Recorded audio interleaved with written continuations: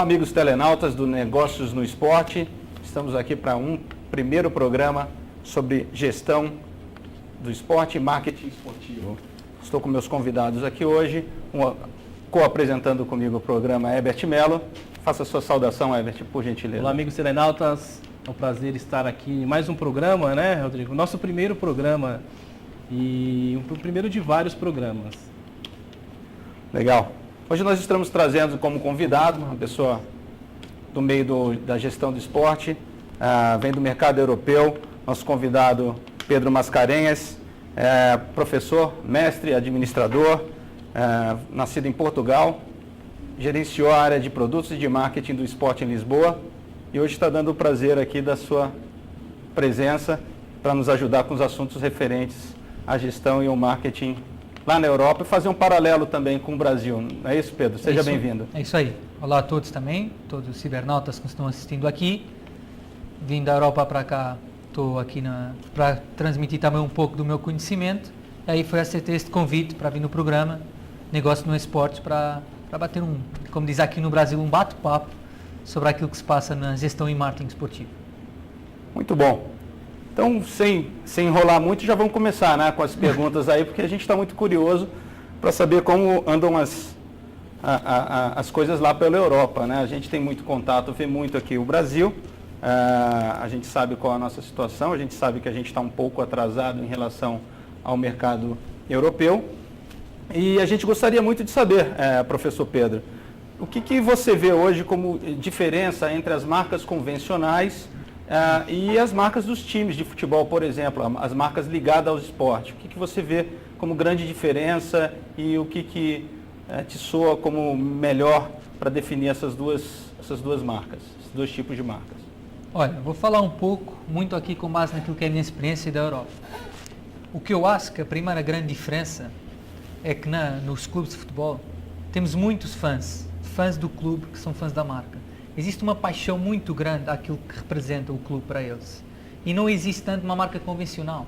Aquela paixão que nós temos pelo nosso time, pelo jogador, isso não temos tanto por uma Brahma ou por uma Itapava, por exemplo. Nós não vamos tomar aqui uma decisão tão grande como eu tomo. Eu não vou deixar de ser do Palmeiras, por exemplo, para ser do Corinthians. Não vê muitos caras fazer isso de certeza aqui no Brasil. Mas, ou seja, aqui uma paixão e os valores estão muito agregados na marca que já estão nessas pessoas também. Isso não se vê noutras marcas convencionais. Ou seja, estas marcas convencionais acabam trabalhando aqui um trajeto diferente das marcas do esporte. Está vendo? Certo. Enquanto estas marcas convencionais procuram transformar clientes em fãs da marca, aqui no esporte já existem os fãs. E o que os esportes têm de fazer, e os clubes e quem trabalha neles, é transformá-los em consumidores. Ou seja, existe aqui uma diferença até no relacionamento e na forma de gerenciar esses tipos de indústria. Então, basicamente, o fator emocional está ligado a isso, né? Porque é o que você falou, a gente não tem aquele amor por uma marca determinada. Por mais que você goste de tomar um refrigerante A ou refrigerante B, você não sai chorando por aí por causa desse refrigerante, né? Não sai até com o seu time já é um pouco diferente, né? É igual, é isso aí que você está falando. Aí você vê até a transmissão de valores dentro da família. Muitos de nós somos de um clube porque os nossos pais também o eram e houve uma passagem desses valores para nós, não é? Ou seja, aqui até uma passagem de geração em geração. Mas o seu pai não diz, você tem que consumir tinha em vez de vivo. Não há uma razão para isso, mas se calhar vai dar elementos para você ser do Palmeiras e não ser do outro time do Brasil. Então eu vou convidar o Herbert agora a fazer sua primeira pergunta, Herbert, para o Pedro. Vamos lá. Fica à vontade. Pedro, vamos lá. Pedro, qual é o grande desafio da gestão e do marketing esportivo com relação ao consumidor brasileiro hoje? Olha, uma boa pergunta essa. Eu já falei um pouco disso antes. O grande desafio é transformar os fãs da marca em consumidores. Sim. E muito isso você tem dois planos. Tem o dos seus sócios, aqueles que são consumidores, fãs já ativos da marca, e esse aí você tem esse trabalho para fazer. Mas também tem os caras que nascem, os caras que não têm clube ainda. E você também tem que trabalhar esses aqui. Então há aqui uma ferramenta que os clubes têm, que é o Money Can't Buy, que são as experiências de relacionamento entre o clube e estes jovens e também com todos os outros torcedores que já são fãs da marca, mas tem que este gancho comercial muito forte para captar os jovens desde pequenos, ou seja, utilizar as experiências, procurar trabalhar o relacionamento direto com os jogadores, na ida no relvado, Tem muito que trabalhar Fala aqui. que hoje o cliente brasileiro, o consumidor realmente do esporte, ele quer hoje experiência, é isso, exatamente, né? O consumidor do esporte quer, não é só no esporte, se formos ver toda a Sim, indústria, sim. há uma procura cada vez mais de experiências. Novas experiências. Novas experiências. E aí, as grandes marcas, por alguma razão, também investem no esporte. Temos o exemplo da Coca-Cola, no Benfica, investiu num box seat, num camarote, digamos assim. Sim.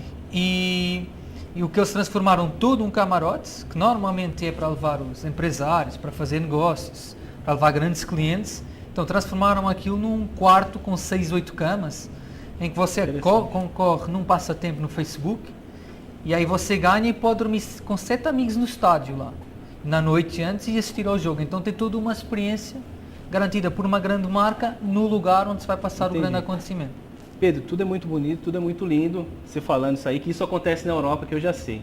Agora, como que a gente consegue trazer isso para o Brasil? Porque não existe hoje no Brasil. Não existe. Esse tipo de experiência não existe ainda. Mas é normal. Na Europa, em Portugal, Aham. antes do Euro, antes das novas arenas multiuso, toda esta relação também não era possível trabalhar tão bem. Ou seja, o grande desafio do Brasil agora é utilizar estas novas arenas, desenvolvê-las, ir beber informação na Europa, nos Estados Unidos, nos Euros, nos Mundiais, na África do Sul, tudo o que correu bem e o que correu mal, e trazer para cá. E aí então, rentabilizar ao máximo estas arenas. Ou seja, as coisas não nascem na Europa por acaso. Há todo um projeto e há um momento em que há uma virada também. Você acredita que com as novas arenas que estão chegando agora no Brasil, essa semana foi inaugurada a Arena do Grêmio, né? Muito linda por sinal. A gente consegue implantar todo esse sistema europeu, todos esses eventos dentro das arenas? Não é só a infraestrutura, né? Acho que é o que o Herbert está querendo dizer. A gente tem uma abundância de profissionais no Brasil, quer dizer, profissionais altamente qualificados, ainda que não diretamente ao esporte, mas Exatamente. nós temos um sem número de agências, de publicitários, de pessoas realmente qualificadas em marketing.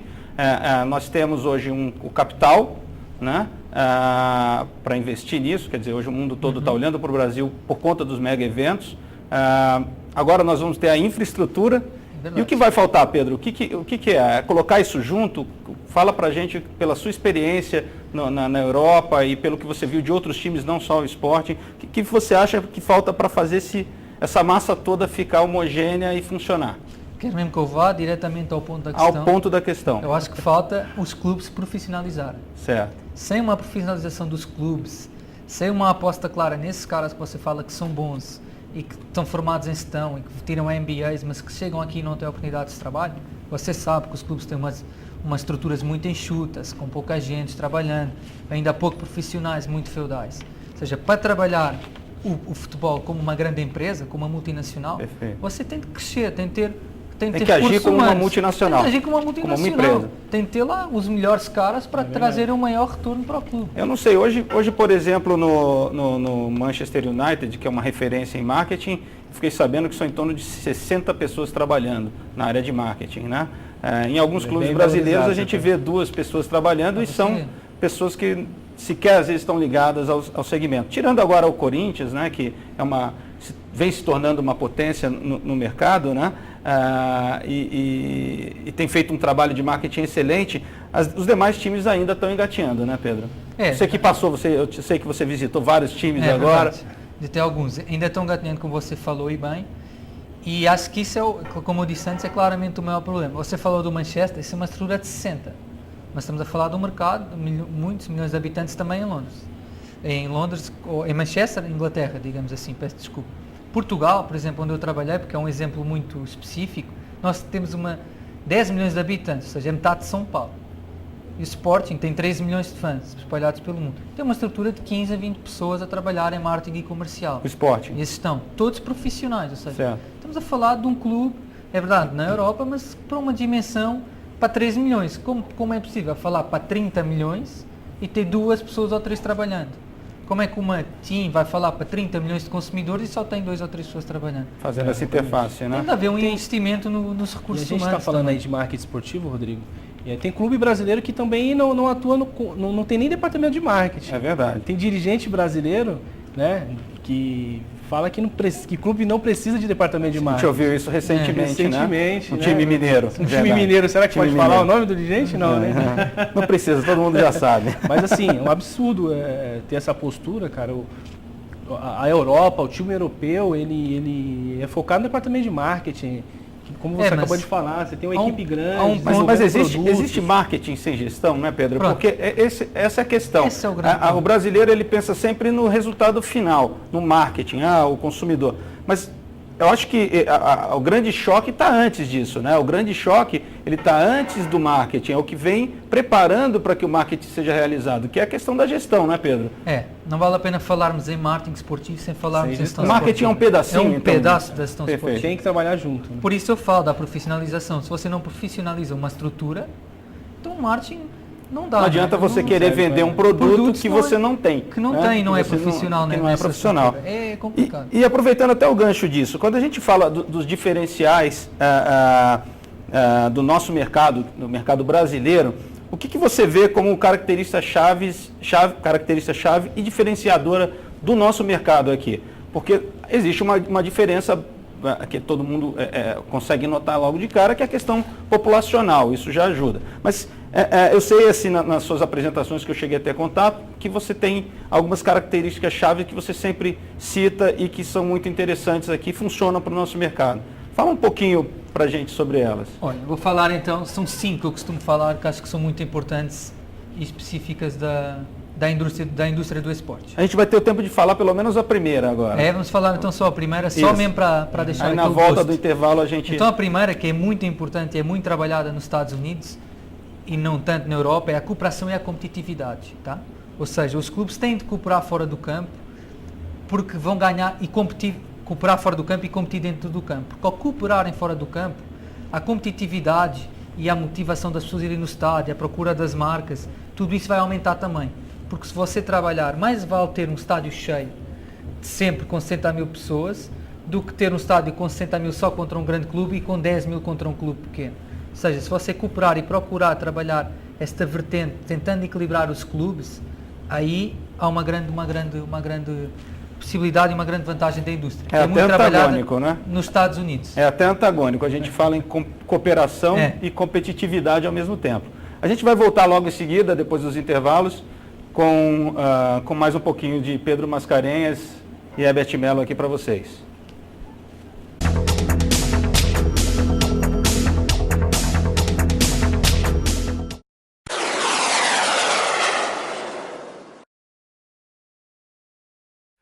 E aí, galera, eu sou o Birubiru e também estou na TV ABCD. Valeu, um abraço.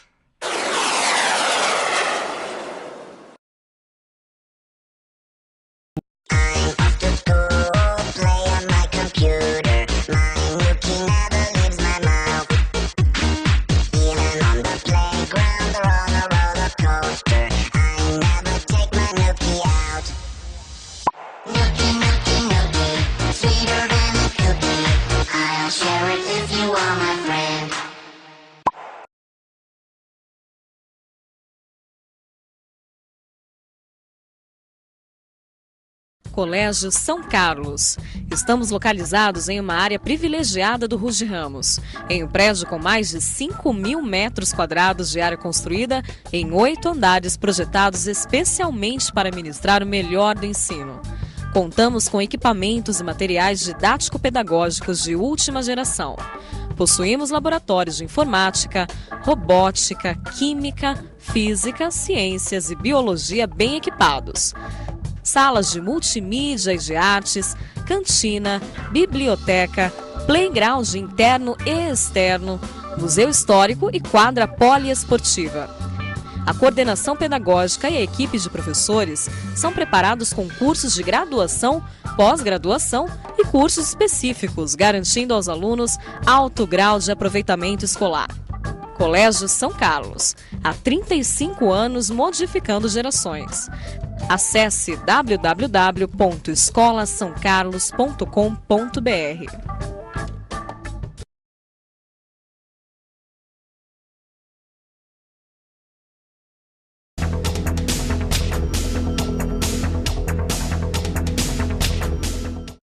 Estamos de volta com programas Negócios no Esporte e já pegando o gancho novamente, né? O Pedro começou a falar para a gente sobre cooperação e competitividade, duas coisas antagônicas, e a gente já entendeu um pouco sobre isso. Qual seria a segunda característica, Pedro, do nosso mercado que você acha que é interessante para ser explorado e que nós podemos aproveitar para melhorar essa nossa gestão e o marketing aqui no Brasil? Deixa-me só terminar um pouco da pois não, primeira, fica à só vontade, para vai. agarrar, que é dar dois exemplos. Imagina dois clubes grandes, rivais, que hoje em dia não cooperam muito. Acontece no Brasil, acontece na Europa. Não há uma cooperação até fora do campo. Os presidentes não falam muito com o outro. As torcidas acabam sendo muito guerrilhando rivais, muito, rivais. Então, se você trabalhar tudo isto e cooperar, haver um sentido de cooperação, há um maior interesse de todos. Era isso que eu queria dizer, não é? Das famílias irem ao estádio, das pessoas consumirem esta marca, das marcas investirem, porque se é um produto que interessa e tem um valor, há um maior interesse de toda a comunidade, está? Ou seja, é importante separar esta rivalidade, procurar trabalhar em conjunto para aumentar toda A esta rivalidade indústria. tem que ficar em campo, na verdade, Só em campo, né? porque No você mercado, compete como noutra indústria, é não é? Você verdade. compete com o seu concorrente também. E ali compete, mas dentro das 4 linhas. É isso que é, Como que que é importante. assim, na sua opinião, Pedro, como é que a gente conseguiria fazer essa junção, essa parceria entre os clubes rivais? Pegar um Corinthians e Palmeiras. Olha, Como que eu acho a que gente mais conseguiria, uma... porque na nossa visão aqui no Brasil seria muito no difícil. Brasil isso ainda não é. Lá não também é existe, difícil, né? mas Corinthians, mais uma né? vez eu acho que vai partir dos presidentes, de quem está na frente dos clubes. São eles a primeira imagem, não é? São eles que têm de incentivar esta tomada de decisão. E muitas vezes isto acaba não acontecendo. Acaba Até havendo... porque falta o profissionalismo, né? É Falta o isso, entendimento voltamos de outra que vez a isso, o clube exatamente. é o clube, tem a sua torcida, mas ao mesmo tempo ele está Toda a dentro do indústria- mercado. Exatamente, de uma toda a indústria ganharia, se fosse maior o clube ganharia mais. Esta é a lógica, não é? Acontece muito nos Estados Unidos isto. Tem a lógica do que acontece no Major Soccer League. Imagina, o patrocínio de merchandising é dividido por todos os clubes igual. Ou seja, Perfeito. para haver uma maior competitividade, para haver maior cooperação e depois, então, maior retorno para a indústria. E ganha aquele que gerenciar melhor a sua verba. né? Exatamente. Coisa que não acontece Os aqui. próprios ordenados dos jogadores, só um é que pode estar acima de um teto salarial. Todos os outros não podem ser acima desse. Ou seja, há aqui uma procura deste equilíbrio, através de uma cooperação exterior. Mas, respondendo à sua pergunta, a segunda característica que eu costumo falar é que o consumidor, o fã do esporte, ele sente que é um expert do assunto. Ou seja, você não tem uma indústria que seja tão falada, onde haja tantos comentários na internet, no Facebook, em todo o lado, e onde o torcedor critica desde o presidente, onde diz, eu faria melhor que aquele presidente, eu faria melhor que o diretor de marketing, eu faria melhor que aquele treinador, ou até que o jogador. Portanto, ele acha-se um expert, ou seja, ele consome muito desta informação. Jogaria em todas as posições. Todas as posições, ele critica tudo. Isso É não verdade. acontece noutra indústria. Isso não Ou seja, muda no mundo, né? Não Aqui muda no Brasil mundo. é Não, assim. não muda. E há uma procura de informação constante, ou seja, os consumidores querem procurar essa informação, querem comentar, querem dar a sua opinião, porque estão dentro desses valores. Você concorda com isso, Herbert? Que aqui Concordo. a gente sabe tudo de gestão, de marketing. Concordo de- plenamente. O torcedor brasileiro, ele realmente tem esse perfil de achar que consegue resolver tudo e que é melhor que o técnico, que a escalação do técnico da seleção brasileira está errada. A gente teve a troca agora aí do Mano Menezes para o Felipão e eu tenho certeza que o time que o Felipão montar, nós brasileiros iremos, né, dar o pitaco ali, que poderia ter escalado fulano, Beltrano. Isso aí... E isso não acontece nos outros segmentos muito, né? Por exemplo, você vai comprar uma camisa, você não vai ficar olhando ali se aquela camisa, você não acha que você entende tudo Não acho. daquela camisa. Você Então, compra uns ténis da Puma, não fazendo publicidade a nenhuma marca, mas não vai ver qual é o tipo de material da Puma, não é? Não há ali nem busca Compensa. informação sobre... agora quando contrata um jogador, você sabe todas as qualidades tudo. dele. Ô Legal. Pedro, aproveitando, na sua visão, qual que é a referência? Se a gente fosse pegar uma referência hoje de marketing esportivo, de gestão de clube, de arenas, enfim, que time, que clube, que liga que a gente poderia pegar como referência? Olha, tem muitos hoje em dia, eu acho. Tem o Manchester United na Europa, que acho que é tipo... O Rodrigo já falou um pouco disso, tem uma estrutura muito, muito profissional, tem trabalha todo uma extensão do produto, trabalha a nível mundial, é um clube que está no Brasil, que está na China, que está na Europa, espalhado por toda a Europa, ou seja, está nos 5 continentes, ou seja, houve um trabalho desta marca para se universalizar dentro do mundo. Ou seja, aqui esse trabalho muito bem feito.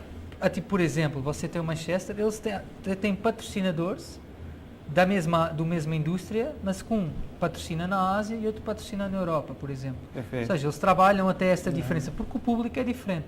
Ou seja, há outra vez uma alteração daquilo que foi a globalização, e agora há outra vez uma procura de individualizar novamente e ganhar novas fontes de receita. O Manchester é um grande exemplo, o Barcelona, que trabalhou um novo lema desde 2013, mais que é um clube, que é mais que um clube, também é um dos grandes exemplos da Europa. Para você um exemplo, as visitas ao museu e ao espaço multimédia ao estádio do Barcelona faturam bastante, 30 milhões de euros por ano. Ou seja, é o terceiro museu mais visto, tirando o Prado e o Reino de Sófia. Ou seja, vendo isto em Espanha, não é uma coisa muito comum. O museu do futebol, de um clube, ser o terceiro mais visto no país. Ou seja, há um trabalho de marca que acabou sendo explorado para todo o mundo. Hoje nos parece que Real Madrid, Barcelona, Manchester United, o Manchester City há pouco tempo com a compra, né, que acontece hoje em dia no mercado, está acontecendo bastante, que é uma pessoa física, um grande empresário comprar um time e investir muito dinheiro. Quer dizer, hoje isso já está mudado, mas não é só no futebol, né, Pedro? Olhando o mundo e olhando outros esportes, a gente tem outras referências. A própria NBA, né, como referência de marketing esportivo. Temos a a maior NBA, referência, né? Temos os Estados falar de Unidos, né? marketing. Temos um exemplo dos Estados Unidos, que trabalha muito esta lógica do divertimento. O ir no estádio, ir ver uma equipa é uma lógica de diversão, é uma atividade... Entretenimento, né, que eles chamam. Puro de lazer. Perfeito. E há um trabalho muito grande do Super Bowl, não é? Final do Super Bowl são milhões de euros para investir naquele pequeno espaço. Ou seja, são marcas que estão muito, muito exploradas. Você sabe, trabalham até uma vertente, imagina, das cheerleaders. Lá eles têm é um produto deles. Tem calendários, tem campeonato, tem corrida de mascotes, tem tudo lá. Ou seja, é um verdadeiro entretenimento nos Estados Unidos. Voltando aqui para o nosso assunto, né, das características diferenciadoras, qual seria a próxima, né, que em relação ao produto que eu... Olha, eu digo sempre uma muito legal, que fui estudante também, é a imprevisibilidade de alterar o core do produto. Ou seja, a verdade é que o core num clube de futebol ou noutra modalidade é o jogo, é aquilo que acontece dentro das 4 linhas, aquela rivalidade que temos de falar. Que é o core business, né? Que é o core business. Fala, né? O negócio é o carro-chefe. É o carro-chefe do clube. Perfeito. E aí você não consegue alterar isso, são os jogadores que lá estão. Ou seja, você enquanto gerente pode comprar os jogadores, definir a equipa, mas não consegue alterar o momento. Então, esta imprevisibilidade, esta incapacidade de gerir, porque o que é que isto acontece? Você lança um produto ou um serviço no mercado de outra indústria e você consegue testar antes várias vezes até sair com um grau de sucesso elevado. Aqui não, cada jogo é um jogo. Por isso é que há esta paixão e também toda esta emoção em torno do esporte. É um tipo de produto incontrolável, né? Você não consegue controlar, pelo menos a gente espera que ninguém controle o resultado, né? Exatamente. Então, você tem essa questão, essa magia do esporte, ter cada dia um novo resultado. E deixa eu te perguntar uma coisa, além da imprevisibilidade do core do produto, o que mais a gente pode falar de característica diferenciadora? Olha, tem mais Onde duas. a gente pode explorar, na verdade, esse mercado? Porque se você não pode explorar, mudar o resultado, se a experiência ela é única, cada vez que você vai a um jogo, você espera alguma coisa. Então, aonde estão as oportunidades para a gente trabalhar o mercado esportivo no Brasil, Pedro? Isso que você falou é verdade. Tudo bem que você pode contratar melhores jogadores no clube, poderá trazer mais probabilidade de você ganhar dentro do campo, mas sabe que isso não acontece sempre, não é? A melhor equipa não ganha sempre, essa imprevisibilidade é segura. Então, o que você tem de trabalhar é toda a extensão da marca e do produto, ou seja, daquilo que o clube pode oferecer. Se eu tenho os fãs e os consumidores, se eu vou no meu estádio ver a equipa, se eles querem consumir informação, se eles querem consumir os meus produtos e serviços, eu tenho de saber o que é que eles querem, o que é que eu lhes posso dar. Então, vou trabalhar toda esta extensão em torno daquilo que se passa dentro das 4 linhas. Dá um exemplo para a gente de qual seria uma dessas extensões. Quer dizer, hoje a gente vê os espaços, a gente vai ter, né? A infraestrutura a gente vai ter. Qual um exemplo prático para o nosso telenauta entender o que é a extensão do produto futebol, por exemplo, que a gente está focando aqui? Olha, tem por exemplo, aqui no Brasil, não sei se alguns clubes já estão fazendo, mas isto é uma extensão, que é você faz uma parceria com uma empresa de telecomunicações e cria um programa de comunicações para os sócios desse clube, onde tem vantagens, comunicam entre eles a valor zero, por exemplo. Quem tiver aquela rede não paga para falar entre eles.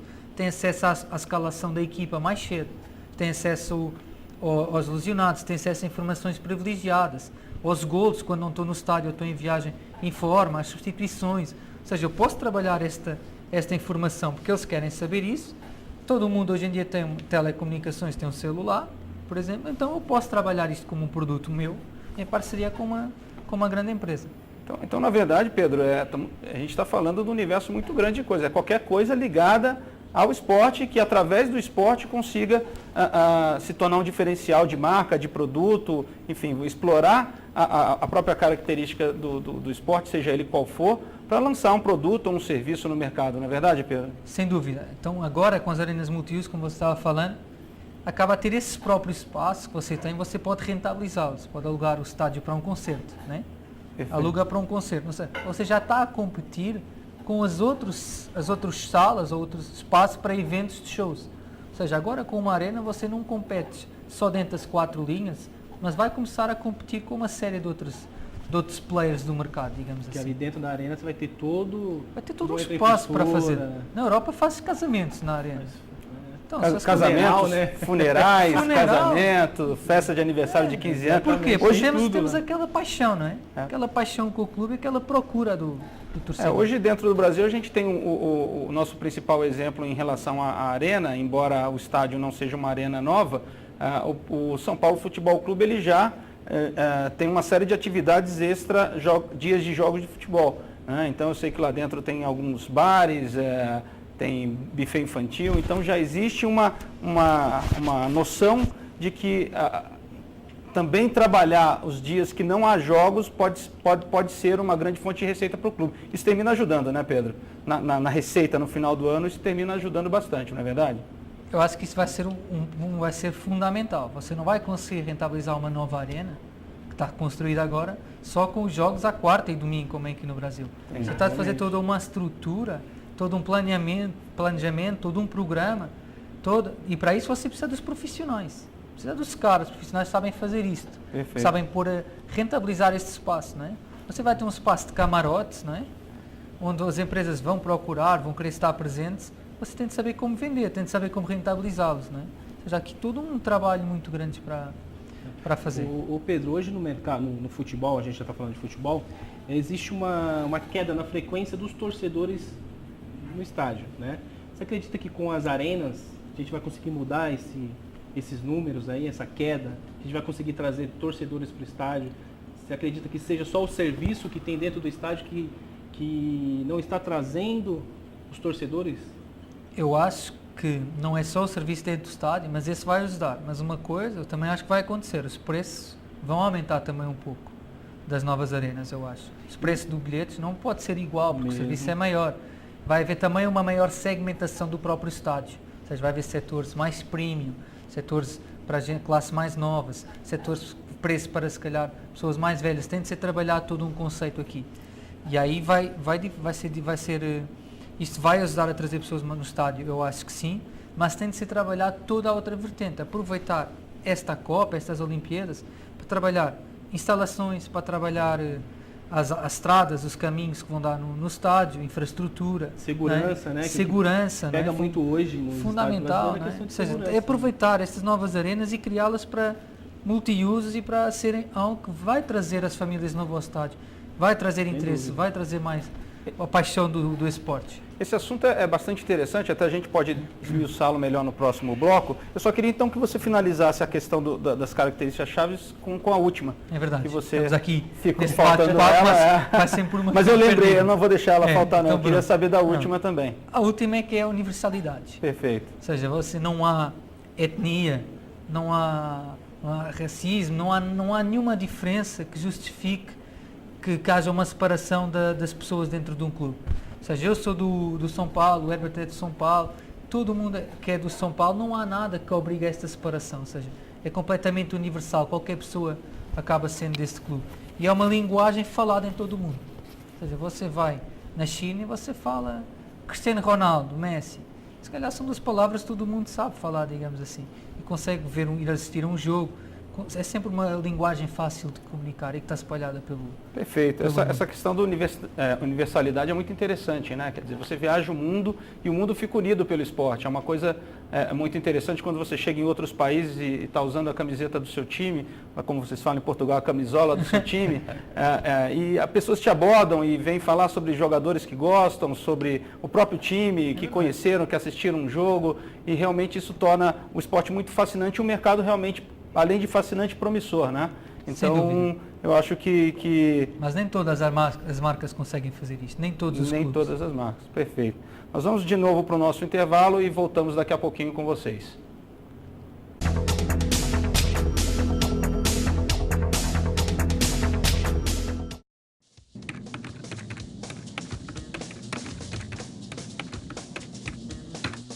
Bem-vindo ao Mundo Concept, uma das mais modernas lojas virtuais do Brasil. Oferecemos produtos esportivos e serviços exclusivos aos nossos clientes, com atendimento personalizado.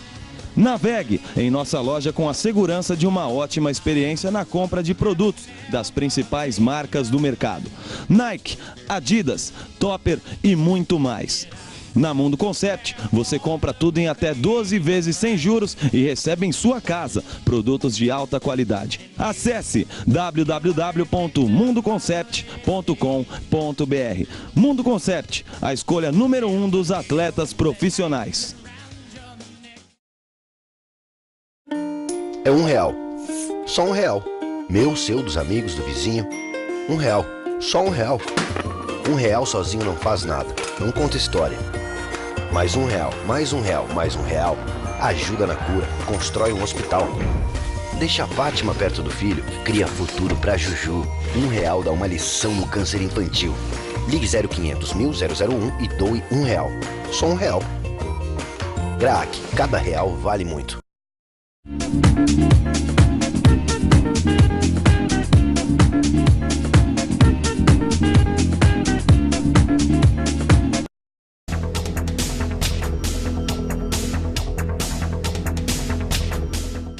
Olá, amigos telenautas, estamos de volta. Esse é o nosso programa, nosso primeiro programa, então nós estamos com um programa gravado. A partir da próxima segunda-feira, estaremos ao vivo às 20 horas. E aí vocês poderão nos enviar suas perguntas, dúvidas e sugestões através da linha ao vivo. E aí a gente vai responder com nossos convidados a todas essas questões dentro das possibilidades, é claro. Esperamos vocês em nossos próximos programas. Voltando aqui com o nosso convidado Pedro Mascarenhas, ex-gerente de produtos e de marketing do esporte em Lisboa. Pedro, uma das suas grandes especialidades é a gestão de arenas multiuso, né? A gente começou até a falar no último bloco sobre isso. Eu queria que você falasse um pouco mais sobre como podemos explorar essa arena, né? Você montar o estádio, colocar a estrutura física é uma coisa, né? Mas você precisa, entre outras coisas, levar as pessoas até lá, fazê-las entender que não é só um único evento, ou seja, toda essa questão do entretenimento, da hospitalidade, do transporte, o que você vê que precisa ser feito para que todas essas próximas... A gente acabou de inaugurar a Arena Grêmio, que hoje deve ser a mais avançada do país, junto com ela virão mais 12 arenas, e o que fazer para que essas arenas realmente sejam uma oportunidade de negócio, e não um legado, um elefante branco, como ficam, às vezes, arenas de outros eventos esportivos pelo mundo. E como já aconteceu em Portugal, muitos elefantes brancos acabaram acontecendo. E voltamos a um ponto inicial que eu acho que é importante reforçar, que é a importância da profissionalização da gestão. Isto é fundamental. Você ter um departamento de marketing com 2 pessoas não dá, porque você tem diferentes tipos de consumidores. Você tem os consumidores de massas, que são os adeptos que vão para a bancada, no estádio.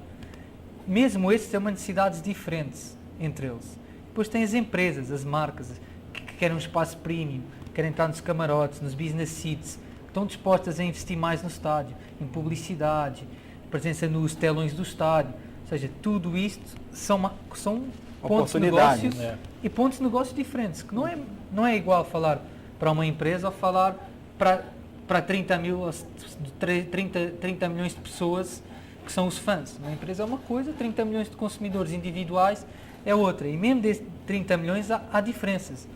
Há aqueles que estão dispostos a pagar mais para ter um lugar melhor, mais central, com o serviço premium. Há aqueles que estão dispostos a pagar menos, porque não têm tantas condições financeiras. Ou seja, tem de se trabalhar estes vários produtos. Ou seja, há aqui uma oportunidade de rentabilizar o estádio, de segmentar o estádio, de capitalizar as fontes de receita, não vender tudo a montes, digamos assim, tem de ser uma coisa bem estruturada e bem pensada. E tem muitas outras fontes, não é? Você falou estacionamento, tem os vários eventos que pode fazer, que já falámos aqui, casamento, funerais, aluguel de espaço para empresas, reuniões no estádio. E tem uma característica muito importante, já muito trabalhada na Europa, que é o match day sponsor, que é a hipótese de ter um sponsor para um jogo e trabalhar esse jogo. O que a gente vê muito aqui no Brasil, Pedro, é a questão, os clubes, né, sejam eles sociais ou esportivos, eles estão sempre querendo fazer grandes pacotes, fechar grandes patrocínios e deixam um pouco de lado a criatividade para resolver esse tipo de questão, né? Dentro das arenas, por exemplo, a questão do naming rights das arenas, você vê alguma sugestão interessante para que possa viabilizar? Não é todo mundo que pode pagar hoje para ter o seu nome numa arena, né? Um valor muito grande, muito alto, né? É um investimento forte que as empresas têm que fazer. Você vê alguma solução para esse tipo de imbróglio aí? Como resolver isso? Segmentar? O que você vê como uma oportunidade para o nosso mercado, Pedro? Olha, deixa-me só dizer, todo mundo está falando disto, dos naming rights no Brasil, tem sido uma questão muito grande e que se está a cobrar um valor muito alto. Eu não tenho muita ainda noção desse valor. Explica só para o nosso telenauta o que é o naming rights. Naming right é o nome que se dá ao estádio, né? Ou seja, em vez de ser estádio do Grêmio, estádio do Grêmio é estádio... É como a Arena da Baixada durante um tempo, né? Ela foi chamada lá de Arena Kyocera, não é isso? A empresa cede o nome dela. E o nome fica, ou fica só o nome da empresa, ou pode ser um nome até dividido, manter o nome antigo e associar a própria marca. E há marca. essa necessidade, quer dizer, para você ter uma empresa ou algumas empresas, há a necessidade de ser somente uma empresa? Você acha que dá para fazer algum trabalho de segmentação? Dá para fazer um trabalho. Deixa eu só falar que, que eu estava dizendo, é uma conversa muito recente agora, não só no Brasil, mas em todo o mundo. E não é uma coisa que está muito bem feita em todo, não são todos os estádios da Europa tem naming rights. Perfeito. Você vai ver os 32 clubes da Champions League, da Liga dos Campeões lá, só 8 têm naming rights, ou seja, e teoricamente estamos a falar dos 32 melhores daquela altura na Europa. Ou seja, não são os 32 que têm, ou seja, é preciso, está muito ligado também aos estádios novos, às arenas novas. É aí que as grandes marcas também querem estar, porque são uma infraestrutura multi-use, que tem pessoas lá durante o dia, ou seja, é isso que as marcas também procuram. Mas respondendo à sua pergunta, é sem dúvida uma questão muito, muito importante. Se não há uma marca única que quer investir no naming right do estádio, ou se até pode haver algum impedimento de estatutos do clube que não permite essa venda do nome, você pode segmentar, por exemplo, o estádio em 4. Então você acaba vendendo uma bancada, ou seja, um setor inteiro para uma marca, outro setor para outra, outro para outra, outro para outra. E acaba tendo 4 marcas diferentes no estádio, não há um nome, mantém o nome, mas cada bancada vai se chamar bancada, marca, né? Bancada, cada Puma, uma com o nome de uma marca. Cada uma com o nome. Aí então, cada marca acaba pagando menos, mas acaba estando associado ao clube e procurando a autoridade que elas querem. Isso é uma solução muito interessante, né? Quando a gente fala, por exemplo, do Maracanã, que é um mega estádio e agora vai se tornar uma mega arena e sem dono, né? Não tem ninguém que vá bancar e por enquanto que fique lá, seria até uma sugestão, uma solução para os 3 grandes times do Rio que não têm grandes estádios subdividirem essa licitação, dividirem isso para tentar viabilizar, né, uma parceria que seja boa e que faça o estádio se tornar rentável, né? Cada um explorando uma fatia do estádio, tendo as suas áreas VIP. O que você acha sobre isso? Não, sem dúvida que é uma solução que pode ser levada a cabo pelos clubes, que é algo que eles podem ter em conta. Não focar apenas na naming rights, mas porque eles estão procurando um valor global muito grande, né? Ou seja, é óbvio que fazer um contrato grande para vender o estádio é muito melhor e mais fácil de gerir do que vendermos 4 pequenos, não é? Isto é como em qualquer outra coisa. Se nós conseguimos vender um pacote grande para uma única marca, melhor ainda. Melhor. Ou seja, a nossa gestão é mais fácil e acabamos tanto só focado nela. Mas esta é uma solução, mas você depois tem de saber trabalhar também o que é que as marcas querem, não é? Ou seja, não é só dar um nome, tem de criar uma proposta que seja muito mais do que isso, não é? O que é que ela, se tem aquela bancada, depois a marca tem sempre 1000 lugares para distribuir em passatempos, para os seus consumidores, tem um camarote, ou seja, não procuram sempre só ficar ali com aquela bancada ou com o naming right do estádio, procura uma proposta global grande, onde o naming right acaba estando A incluído. gente acaba voltando, você falando nessa questão, na questão de gestão também. Não adianta ter os espaços e não ter a gestão. E a gente vai barrar também, Rodrigo, nos estatutos, né, do clube brasileiro, que barra esse tipo de fazer esse tipo de gestão. Infelizmente, a gente, além de estar atrás do marketing, a gente está muito atrás na gestão, né? Fica engessado, o clube social termina engessando o clube esportivo, né? O Herbert até tinha citado aqui, falou sobre o entretenimento, a queda de público nos estádios brasileiros, e a gente chegou até a falar aqui no outro bloco sobre essa questão do entretenimento, né? Nos Estados Unidos, por exemplo, a gente vê um pré-jogo muito interessante, onde você tem as ações das cheerleaders, você tem concursos, você tem premiação para o jogador, o torcedor que vai lá e joga a bola e acerta a cesta, premiações, inclusive às vezes de $1 milhão, um negócio fora até da nossa realidade aqui. E você vê esse tipo de ação também, além de atrair o público, ela rentabiliza a arena, quer dizer, ela vai trazer mais vida à arena e fazer com que a arena se torne mais atrativa. Não sei, shopping center, o que você vê nesse sentido para atrair mais o público, fora inclusive dos dias de jogo, Pedro? Certo, eu sei, mas aí você tocou nos dias de jogo, de treinamento da NBA. Isso, né? Primeiro Vamos entretenimento então nos dias dos jogos. As duas partes. O treinamento foi aquilo que eu falei um pouco do match day sponsor, que é você acaba tendo um jogo que tradicionalmente não é muito grande. Aliás, você faz um planejamento toda a época e são 15 jogos durante a época, não é? Do ano, do campeonato. Vou ter 15 jogos, então vou planejar para cada jogo. Vou-lhe dar, se calhar, uma data, ele vai calhar ali uma data específica, imagina, cai próximo do Dia da Mulher, aqui no Brasil. Eu vou aproveitar o Dia da Mulher para dar esse nome àquele jogo, ou seja, imagina para fazer promoções. Para fazer promoções, imagina que é o São Paulo, Ponte Preta. Perfeito. Eu vou usar o gancho do Dia da Mulher e vou criar um conceito à volta do Dia da Mulher, ou seja, fazer uma promoção de bilheteria para a mulher, oferecer um cachecol rosa, por exemplo, para ela na compra do bilhete. Vou criar uma ação antes do jogo começar, como acontece nos Estados Unidos, com passatempos para a mulher, se calhar no relvado, com uma ação de autógrafos com os jogadores, também que não vão alinhar naquele dia, com uma visita nos camarotes, com uma visita ao estádio exclusiva para mulheres, e vou associar sempre uma marca a isto. Isto antes do jogo, depois durante o jogo também com os telões do estádio, vendo publicidade para essa marca que acabou a investir naquele clube, faço passatempos com essa marca durante o estádio, seja, por exemplo, estar numa baliza onde você tem de acertar e ganha uma camisola do clube, assinada pelos jogadores. Ou seja, isto acaba a dar sempre prémios money can't buy, não é? Ou seja, você não consegue comprar uma camisola assinada por um jogador assim facilmente, não é? Com certeza não. Ou seja, é uma coisa que você tem de concorrer e que você tem interesse nessa. Esse exemplo é muito rico, né? Porque dificilmente uma empresa... hoje a gente não vê empresas focadas no público feminino anunciando em estádios, né? É um dia específico que ela poderia fazer isso.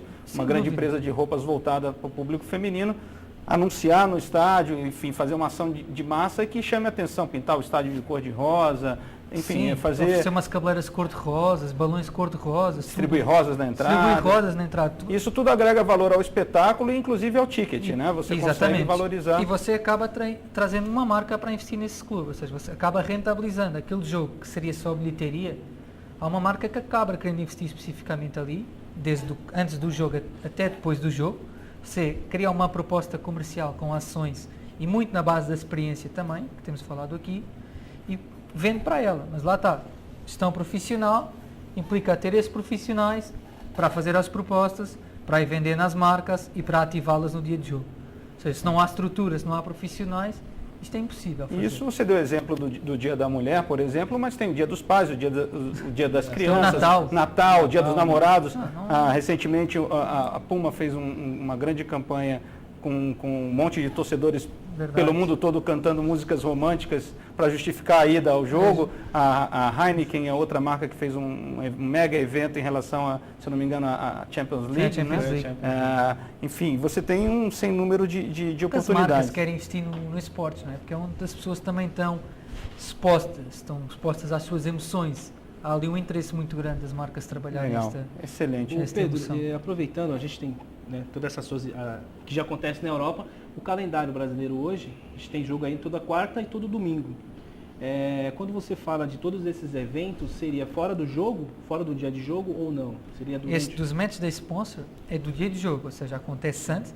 O que é que você acaba fazendo? Acaba sendo uma situação win-win. Ou seja, o objetivo é trazer as pessoas mais cedo para o estádio, para quando mais cedo elas estiverem no estádio, participam da programação. Você dá retorno ao patrocinador, ao sponsor. Mas essas pessoas, quanto mais cedo para o estádio, mais vão consumir.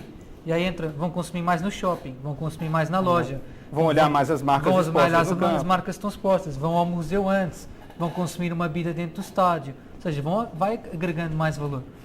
O que a gente poderia fazer nos dias que não tem jogos? Pega uma segunda, uma terça-feira, que normalmente não tem, a gente tem quarta e domingo.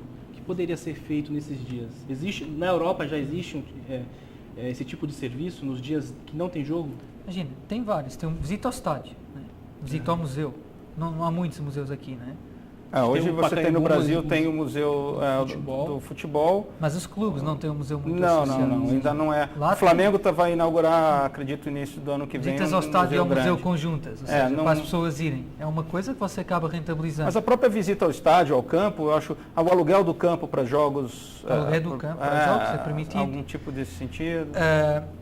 Você alugar a sala de conferência de imprensa, ou seja, para uma marca, para elas pôr o seu produto... Os camarotes, por exemplo, podem ser alugados, né, Pedro? Os camarotes para alugar para uma reunião, para fazer team building, para um jantar da empresa, para você fazer um casamento lá, ou para, sei lá, para todo mundo.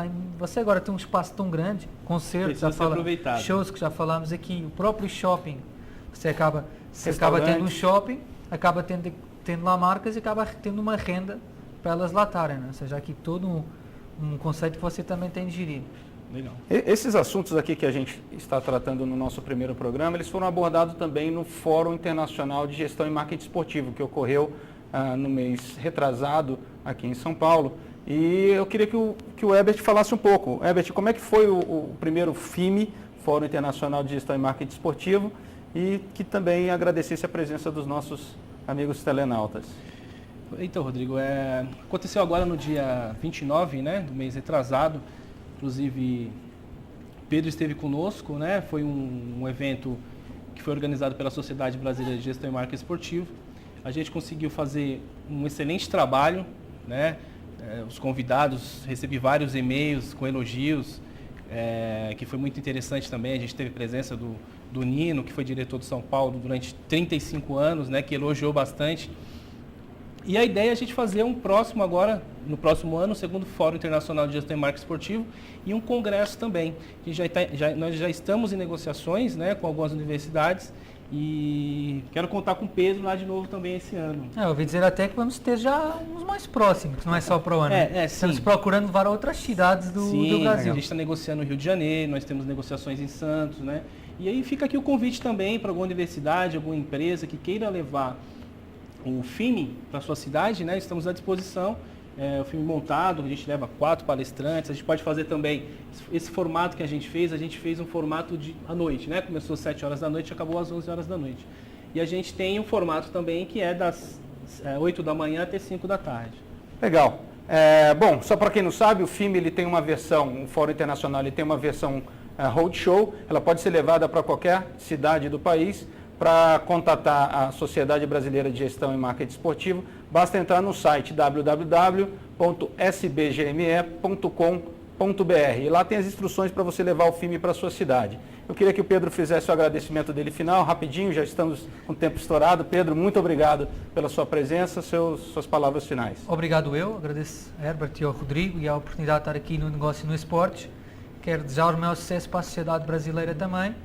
E esperar que o Brasil agora aprenda também com aquilo que foi feito noutros países e consiga tirar o máximo de rentabilidade desta Copa e das Olimpíadas e que seja uma projeção de crescimento também do Brasil no mundo. Muito obrigado. Obrigado a você, Pedro. Foi muito interessante estar com você aqui hoje. Espero contar com você aqui mais vezes também.